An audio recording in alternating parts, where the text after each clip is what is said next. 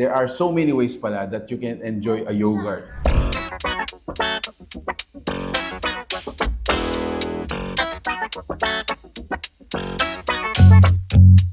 I'm Ella po, owner of the YgRt Lb. Hello po, my name is Gab, co-owner po ng The YgRt Lb, sister po niya.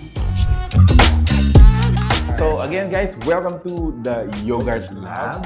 Yes. Grabe, na-surprise ako that there are so many ways pala that you can enjoy a yogurt. Yes. So it's not just, you know, the usual thing na like this one. Oo. No? So, pwede rin siyang isama sa mga coffee, sparkle, and yung mga other drinks. I'm naman. surprised. So this one's coffee. Mhm. Ayan. And This one is a sparkle. sparkle. So meron tayong refreshment talaga, no? So dito po sa The YgRt Lb, there are other options that you can enjoy. Like for example, meron po silang mga sandwiches, some nachos, and then this one. So this is an ice cream sandwich. Maliban sa ice cream sandwich, syempre hindi na mawawala dyan yung yogurt sandwich. Ooh, okay.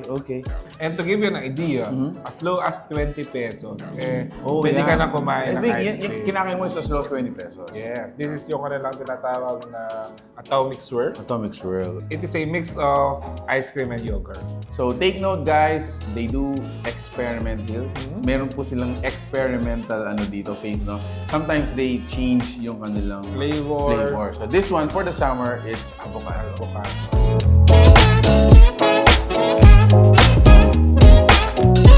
Noong una, medyo akala nila talaga laboratory po siya. Kasi nga, wala pa kaming parang signage sa labas na ice cream siya or yogurt po siya. Pero eventually po, nung nakikilala na po tayo, nalalaman na po nila, dessert shop pala siya, snack area pala siya. So, dito po sa The YgRt Lb, so unlike other yogurt businesses, no, hindi po kami DIY. So meron kaming fixed menu po na pwedeng pagpipilian ng ating mga customers. So once they enter po, mag-order po sila. Tapos sila din naman po yung mamimili ng kanilang mga toppings or reagents. Yan. Dahil nakaset yung prices ng cups natin, so hindi tayo nabibigla doon sa price. Kung anong pinili mong cup, that is the price that you're paying for. Talagang naghanap ako ng healthier option bukod sa ice cream. Kasi ice cream talaga yung gusto ko.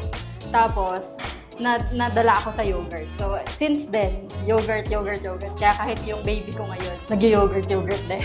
Ayun. Dito po tayo located sa ZS Building, near Methodist Church, ang pinaka-landmark natin. Along the highway lang po ng Quebiawan. We open po pagka weekdays, we open at 11 a.m. until 8 p.m. po. That's Monday to Thursday. And then for weekends po, Friday until Sunday, we are open from 11 a.m. to 9 p.m. Ito pong pinakabago nating nagtitrending na yogurt shop, please visit po The YgRt Lb. Dito po, mag-e-enjoy po kayo kahit ano pong panahon, mainit, malamig. Pwede po kayo dito. And again, hindi lang po yogurt or ice cream ang ino-offer natin. We offer a variety of snacks po. We have nachos, we have drinks like coffee floats, mga lavender teas, ganyan. And ice cream and yogurt sandwiches. Ayan. So, punta na po kayo dito and join us po sa The YgRt Lb.